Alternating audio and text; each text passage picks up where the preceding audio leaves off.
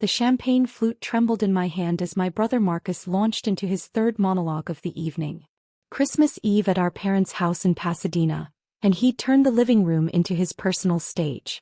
Series B funding closed at $180 million, he announced to the assembled relatives, his voice carrying that particular blend of smugness I'd grown familiar with over 32 years.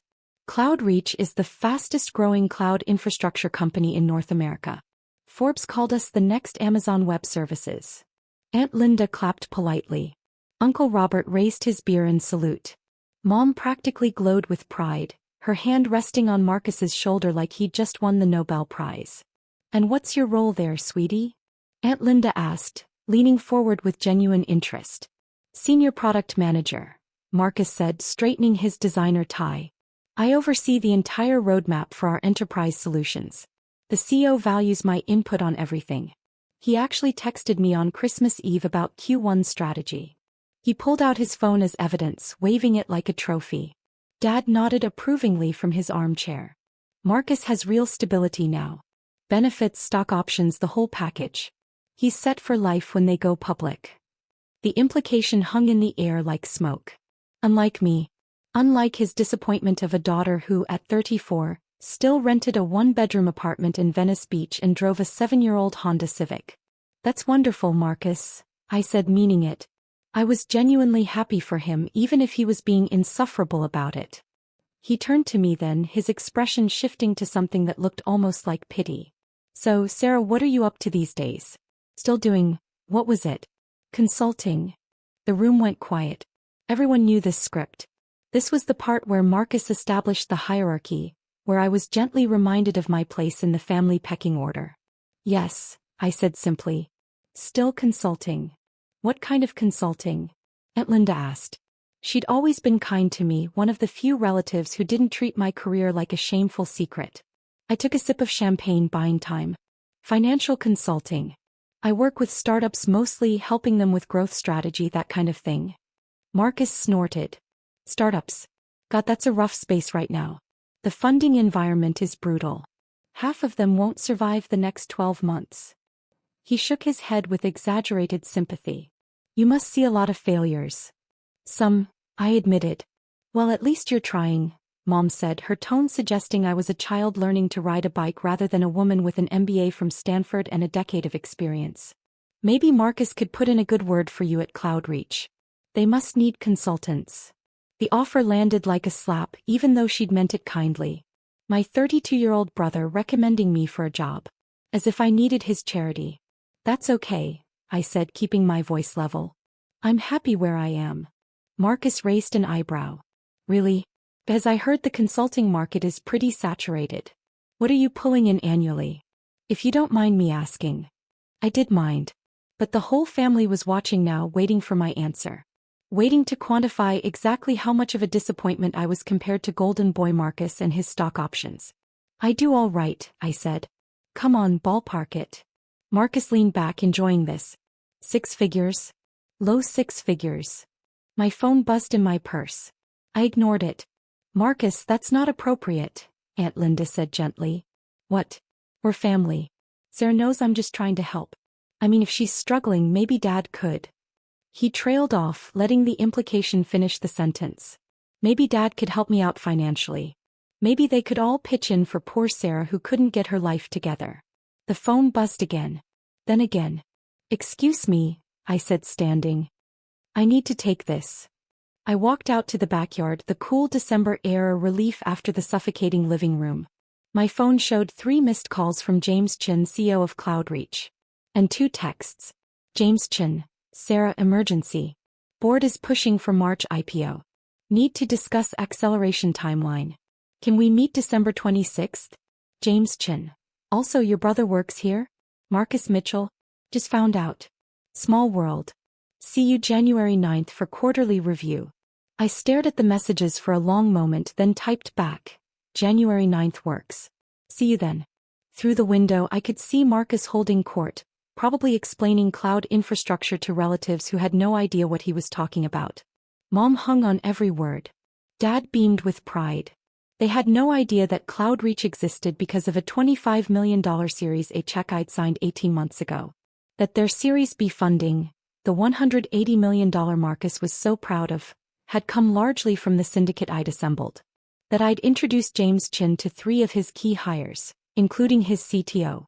They had no idea that I was a partner at Apex Ventures, one of the most successful venture capital firms in Silicon Valley.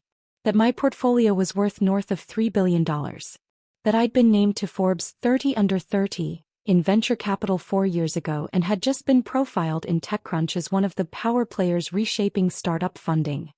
They had no idea because I'd never told them. Not when Mom asked if I'd found a real job, yet. Not when Dad suggested I go back to school for something more stable. Not when Marcus started at CloudReach 9 months ago and immediately began treating me like the family charity case. I'd kept quiet for a reason. I wanted to see if they valued me, Sarah, their daughter and sister, without the validation of money or status. I wanted to know if they'd be proud of me even if I was just a struggling consultant. The answer apparently was no. I walked back inside. Marcus was showing Uncle Robert something on his phone, probably his employee dashboard or stock option agreement. "Everything okay?" Mom asked. "Fine," I said. "Just work stuff." "On Christmas Eve?" Marcus laughed. "What kind of consulting emergency could there be?" I smiled. "Just a client checking in." "Well, hopefully they're paying you overtime," Dad joked. The rest of the evening crawled by. More stories about CloudReach. More pointed questions about my life that I deflected with practiced ease. More pitying looks from Mom and encouragement to hang in there. At 10 o'clock I made my excuses and left. As I drove back to Venice Beach my phone rang. James Chin again. "Sarah, sorry to bother you on Christmas Eve," he said when I answered. "I know we're meeting on the 9th, but I wanted to give you a heads up. The board wants to accelerate everything. IPO by March, which means we need to finalize the S1, get the roadshow scheduled, the whole 9 yards." "That's ambitious," I said. "It's insane," he admitted. "But the market conditions are perfect and frankly we need the capital to scale. Your initial thesis about enterprise adoption was dead on. We're at 340% year-over-year growth. Congratulations, James. You've built something special." "We've built something special," he corrected. "None of this happens without Apex's support. Without your support. You took a chance on us when everyone else was funding AI companies." I smiled in the darkness of my car. "I liked your vision. Still do. The team is excited to meet you properly on the 9th. I know we've done most of our check-ins remotely, but having you come to the office will be huge for morale. Also, funny story, I just found out your brother works here." My stomach tightened. "Yeah, small world. Marcus Mitchell, right? Senior PM on the enterprise team. Good guy, sharp thinker. Does he know you're with Apex?" "We don't really talk about work," I said carefully. "Well, he's about to find out. I'm doing an all-hands before our meeting to announce your visit. We're trying to build more transparency around our investors, show the team who's backing us. Is that okay?" I thought about Marcus's face earlier that evening. The casual condescension. The pity. Mom's suggestion that he could get me a job. "That's fine," I said. "Great. See you January 9th at 10 a.m. And Sarah? Thank you. For everything." The next 2 weeks passed in a blur. I spent Christmas Day alone in my apartment working on due diligence for a new AI startup. I had coffee with 2 founders on the 27th. I reviewed term sheets. I attended a partner meeting at Apex's Sand Hill Road office, where we discussed our Q1 investment strategy. My family didn't call. Not surprising. Christmas was Marcus's show now. I was just a supporting character in his success story. On January 8th, I got my hair done and picked up the Armani suit I'd had tailored. Black, perfectly cut with a silk blouse the color of money. I packed my briefcase with the CloudReach files. Every email, every board memo, every funding round document. That evening Marcus called. "Hey Sarah," he said, his voice oddly tight. "You busy tomorrow?" "I have some meetings." "Why?" "There's this big thing at work. Our lead investor is visiting. CEO is making a huge deal about it. We're all required to attend this all-hands meeting at 9:30. "Sounds important," I said neutrally. "Yeah, I guess. Honestly, it's probably just some rich asshole who wants to feel important. VCs are the worst. They throw money around and act like they built the company themselves." I bit my tongue. "Is that right?" "Oh yeah. James worships these people, but between you and me, we'd be just as successful without them. Maybe more successful. VCs always want control, want to meddle in product decisions they don't understand. I said. Anyway, I was calling because, look, I know Christmas was kind of rough. Dad mentioned you seemed quiet. I just wanted to say if you need anything, I'm here. If you're struggling with money or whatever, I could probably spot you a loan. The stock options are going to be worth millions when we IPO. The kindness in his voice was genuine, which somehow made it worse. I appreciate that, Marcus. But I'm fine. You sure? Because Mom's worried. She thinks you're too proud to ask for help. Tell Mom I'm okay, I said. Really? All right. But the offer stands. Oh, and if you ever want to pivot into tech, I could introduce you to our HR people. We're always hiring consultants for project work. Wouldn't be a permanent role, but it would get your foot in the door. I closed my eyes. Thanks, Marcus. Good luck with your meeting tomorrow. Yeah, should be interesting. Maybe I'll actually get to meet the person who signs our paychecks. He laughed. Talk soon. January 9th arrived cold and clear. I drove to CloudReach's headquarters in Palo Alto, a sleek glass building in a tech park off the 101. The parking lot was full of Teslas and BMWs, startup money on display. I sat in my car for a moment, checking my reflection in the mirror. The woman looking back at me was polished, professional, powerful. Not the struggling consultant my family pitied. Not the disappointment they'd written off. Sarah Mitchell, partner at Apex Ventures. Early-stage investor in 17 companies. Board member at 5. Net worth north of 40 million, mostly in carried interest and portfolio equity. I grabbed my briefcase and walked inside. The receptionist smiled brightly. Good morning. How can I help you? Sarah Mitchell from Apex Ventures. I have a 10 o'clock with James Chin. Her eyes widened slightly. Of course, Ms. Mitchell. Mr. Chin mentioned you'd be arriving. He's just finishing the all-hands meeting now. Would you like to wait in the conference room, or would you prefer to join them? I checked my watch. 9:45. I'll join them. Wonderful. The meeting is in the main hall, second floor. I'll escort you. We took the elevator up. Through the glass walls I could see the open-plan office, standing desks, collaboration spaces, the casual chaos of a growing startup. Young people in hoodies and expensive sneakers, the uniform of tech success. The receptionist led me to double doors. Inside I could hear James's voice over a microphone. And that's why transparency around our cap table matters.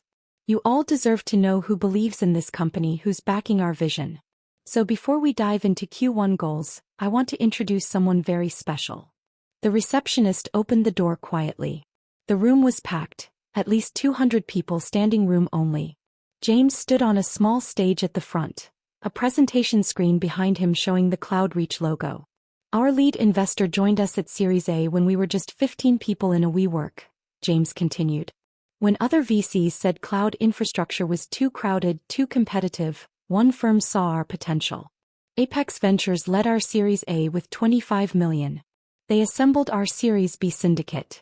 And they've been our strongest advisor through every pivot, every challenge, every victory. I scanned the crowd looking for Marcus. Found him standing near the left side, arms crossed, looking mildly bored.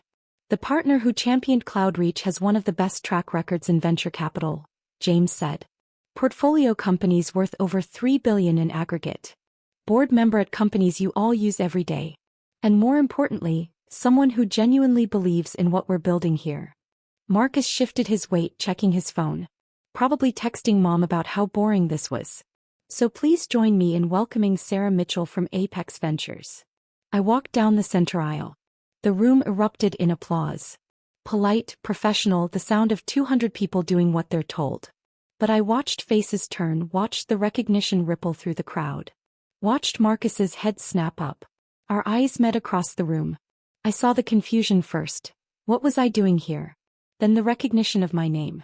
Then the impossible math starting to click into place. James stepped down from the stage, hand extended, beaming. Sarah. Thank you so much for coming. Everyone, this is the woman who made CloudReach possible. I shook his hand, smiled at the crowd. Thank you, James. It's wonderful to finally see the team in person. Let me give you proper introductions, James said, leading me toward the stage. Sarah, this is the product team led by Kevin Walsh. Engineering over here led by our CTO Priya Sharma. You two have met, of course. Priya waved, grinning. We'd had dinner 3 times in the past year, discussing CloudReach's technical roadmap. Sales and marketing, James continued, gesturing to the right side of the room. And product management, including Marcus Mitchell, one of our rising stars. Every head in the room turned to look at Marcus. He stood frozen, face pale, phone still in his hand. Marcus and I actually know each other, I said, my voice carrying across the silent room. He's my brother. The reaction was immediate. Whispers, shocked looks, people glancing between us like they were watching a tennis match. James's eyes went wide. Your brother? I knew you had the same last name, but I didn't make the connection. That's incredible. Marcus, you never mentioned your sister was in venture capital. Marcus opened his mouth. Closed it. Opened it again. We don't really talk about work. Well, this is a small world moment, James laughed. Sarah, would you mind saying a few words to the team? They'd love to hear your perspective. I climbed the 3 steps to the stage. 200 faces looked up at me. Young, hungry, brilliant. The future of tech assembled in one room. And in the middle of them, my brother looking like he might be sick. Thank you, James, I said into the microphone. And thank you all for building something extraordinary. When James first pitched CloudReach 18 months ago, I knew immediately this was special. Not because of the technology, though that's best in class, but because of the vision. The understanding that cloud infrastructure isn't about speeds and feeds. It's about enabling the next generation of innovation. I clicked to the next slide, which showed CloudReach's growth metrics. You've exceeded every projection we made. Revenue is up 340% year over year. Customer retention is at 98%. You've gone from 15 employees to over 200. You've built something that will define the industry for the next decade. More applause. I let it die down before continuing. At Apex, we invest in people, not just products. We back founders who have the courage to see what others miss. And we partner with teams who have the discipline to execute. CloudReach has both. That's why we led your series. That's why we assembled your Series B syndicate. And that's why we'll continue to support you through the IPO and beyond. I paused, looking directly at Marcus.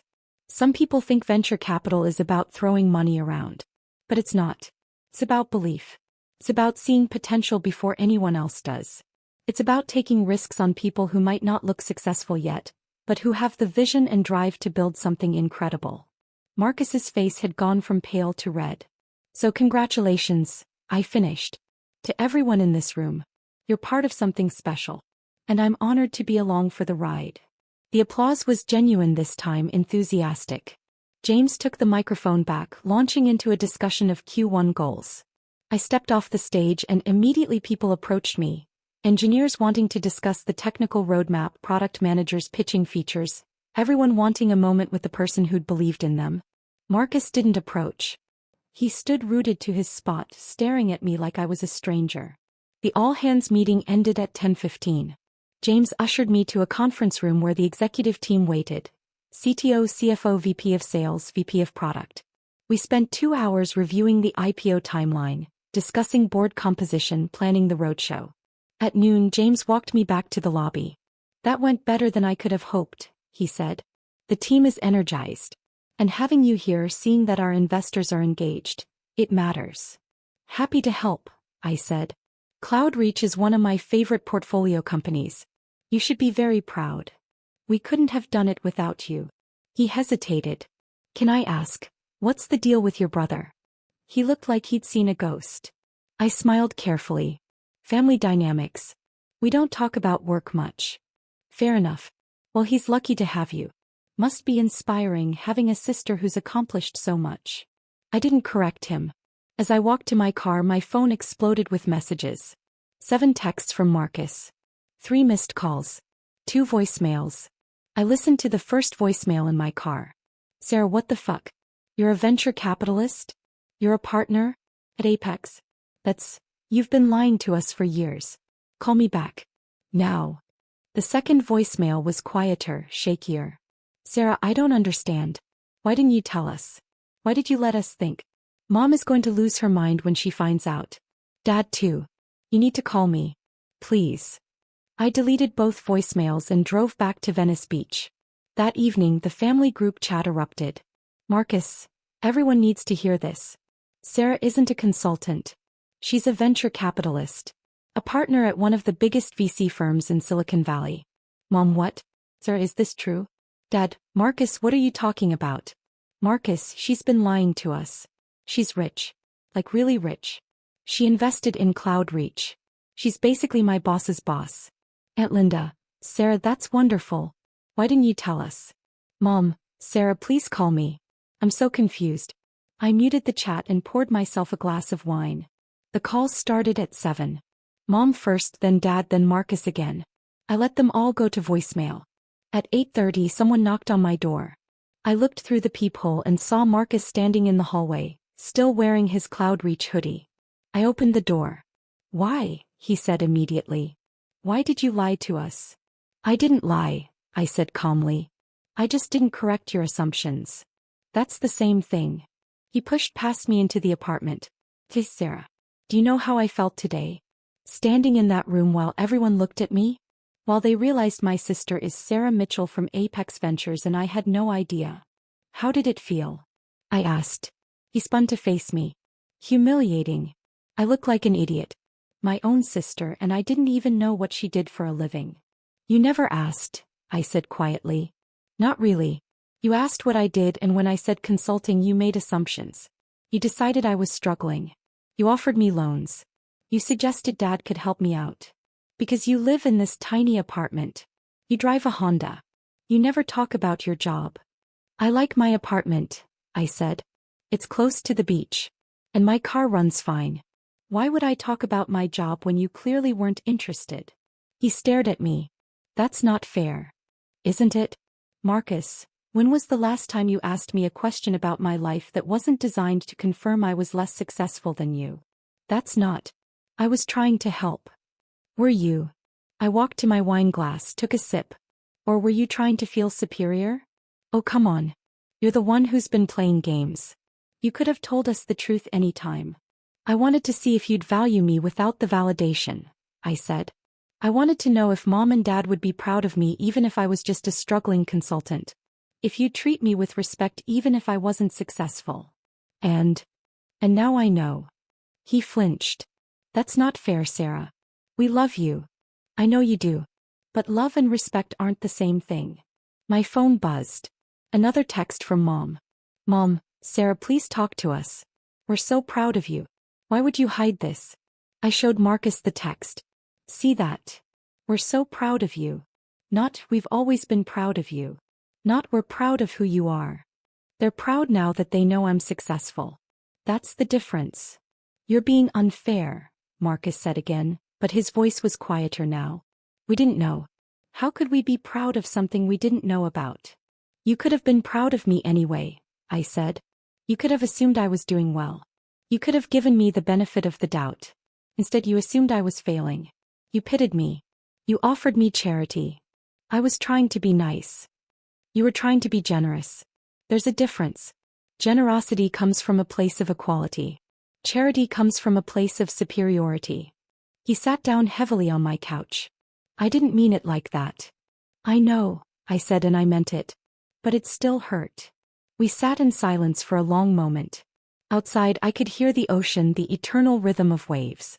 Mom wants to have dinner, Marcus said finally. This weekend. She wants to celebrate your success. My success, I repeated. Not me. My success. Sarah. I'll think about it, I said. He stood looking lost. I'm sorry. For what it's worth. I didn't realize. I should have asked more questions. I should have been a better brother. Yeah, I said. You should have. He left without another word. The calls continued for the next 3 days. Mom crying, saying she was so proud, asking why I'd hidden this from them. Dad gruff, saying he'd always known I'd make something of myself, even though we both knew that was a lie. Aunt Linda genuinely happy, asking if we could have coffee. I called her back. We met at a cafe in Santa Monica. You look good, she said, hugging me. Powerful. I feel tired, I admitted. I bet. She ordered us both coffee. For what it's worth, I always suspected you were doing better than you let on. You had that look. What look? The look of someone who has nothing to prove. Your brother has always been desperate to impress everyone. You never were. That told me everything I needed to know. I smiled. You're the only one who noticed. Your parents love you, she said gently. But they're not very perceptive. They see what they expect to see. Marcus was always the golden child. Confident, loud, obvious. You were quieter. They mistook that for weakness. I'm not weak, I said. I know, honey. But they're going to feel terrible when they realize what they missed. What they assumed. You need to be ready for that. I don't know if I want to forgive them, I said quietly. You don't have to. Not yet. Maybe not ever.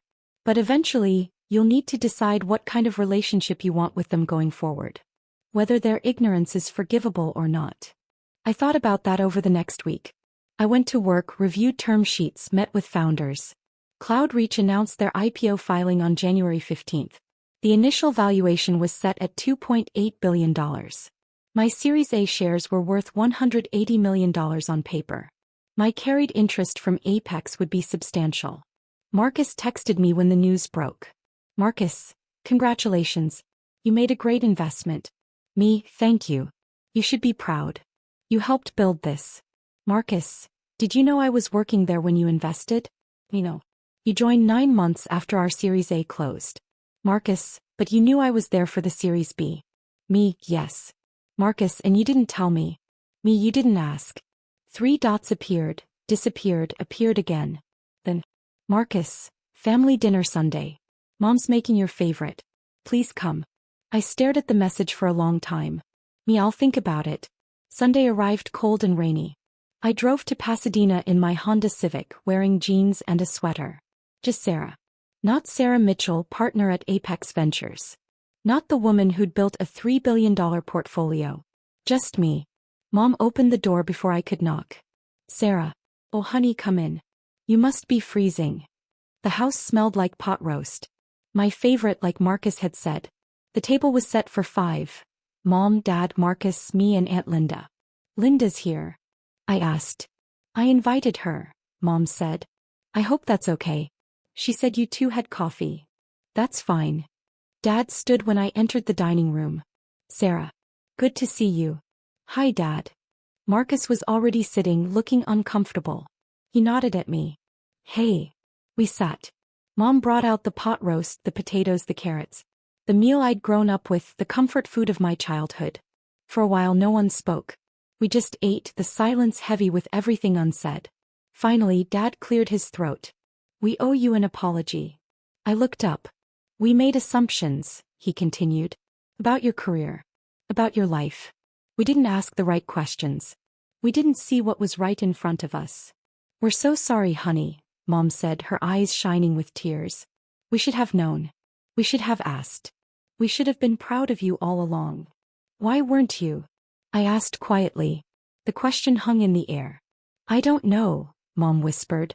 I think we saw what we expected to see. Marcus was always so confident, so sure of himself. You were quieter. We mistook that for uncertainty. I was never uncertain, I said. I was just private. I know that now, Dad said. And I'm sorry. We failed you as parents. We made you feel like you had to hide your success from us. You did, I said. Every time I came to a family gathering, you compared me to Marcus. You asked when I'd get a real job. You offered me money. You pitted me. Marcus flinched. I wanted you to value me for who I am, I continued. Not for what I've accomplished. I wanted to know if you'd love me even if I was struggling. Even if I wasn't as successful as Marcus. We do love you, Mom said. We always have. But you didn't respect me, I said. Not until you found out I was rich. Not until you learned I was successful. That's what hurts. Silence fell again. Aunt Linda spoke up. For what it's worth, Sarah, I've always been proud of you. Not because of your job or your money. But because of who you are. Kind, thoughtful, brilliant. That's what matters. Thank you, I said, my voice thick. We want to make this right, Dad said. Tell us how. I looked around the table. At my parents, desperate for forgiveness. At Marcus, ashamed and chastened. At Aunt Linda, supportive as always. I don't know if you can, I said honestly. I don't know if I'm ready to forgive you yet. Maybe someday. But not today. Mom's face crumpled. Sarah. But, I continued, I'm willing to try. To rebuild. To see if we can have a relationship based on who we actually are, not who you thought I was. We'll do anything, Dad said. Then start by asking me questions, I said. Real questions. About my work, my life, my dreams. Not questions designed to confirm your assumptions. Questions because you actually want to know. Okay, Mom said. Hey. We can do that. The rest of dinner was awkward, halting. But it was a start. Mom asked about Apex Ventures. Dad asked about my investment philosophy. Marcus asked what it was like to be on boards. I answered honestly. I told them about the startups I'd funded, the founders I believed in, the risks I'd taken. I told them about the failures too. The companies that had crashed, the bets that hadn't paid off, the hard lessons I'd learned. They listened. Really listened, maybe for the first time in years. At 9 o'clock I stood to leave. Will you come back? Mom asked. Next week. Maybe, I said. If you want me to. We do, Dad said. Very much. Marcus walked me to my car. The rain had stopped, leaving the streets slick and shining. I'm sorry, he said again. For everything. For being an asshole. For making assumptions. For offering you loans when you probably have more money than I'll ever make. I smiled despite myself. You don't know that. Cloudreach's IPO will make you rich. Not Apex Ventures rich, he said. Not Sarah Mitchell rich. Money isn't the point, I said. I know. But it's hard not to feel stupid. I spent years talking down to you. Years thinking I was the successful one. Years pitying you. You weren't entirely wrong, I said. I was struggling. Just not financially.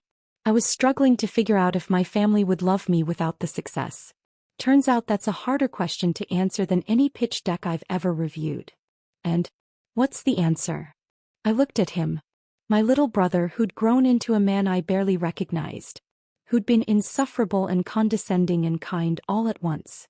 I'm still figuring it out, I said. I drove home through the empty streets, the city lights reflecting off wet pavement. My phone buzzed with a text from James Chen. James. Board approved the IPO timeline. Roadshow starts in February. Thank you for believing in us when no one else would. I smiled and typed back. Thank you for building something worth believing in. The Cloudreach IPO happened on March 12th. The stock opened at $42 and closed at $68. The company was valued at $3.9 billion. My Series A investment was now worth $247 million on paper. I didn't go to the opening bell ceremony.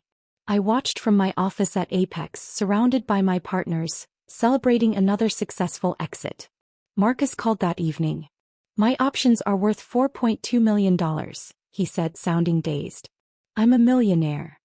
Congratulations, I said, meaning it. Sir, thank you. I know you didn't invest because of me. But still. Thank you. You earned it, I said. You helped build that company. Be proud of what you accomplished. I am, he said. And I'm proud of you too. For what it's worth. I should have said that years ago. Yeah, I said. You should have. Better late than never? I thought about that. About forgiveness and family and the complicated math of love. Yeah, I said finally. Better late than never. We hung up.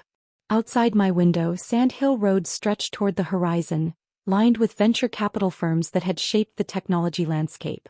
I was part of that world now. I'd earned my place at the table. But I'd also learned something important. Success without recognition is still success. Worth without validation is still worth. I didn't need my family's approval to know my value. But it was nice finally to have it anyway.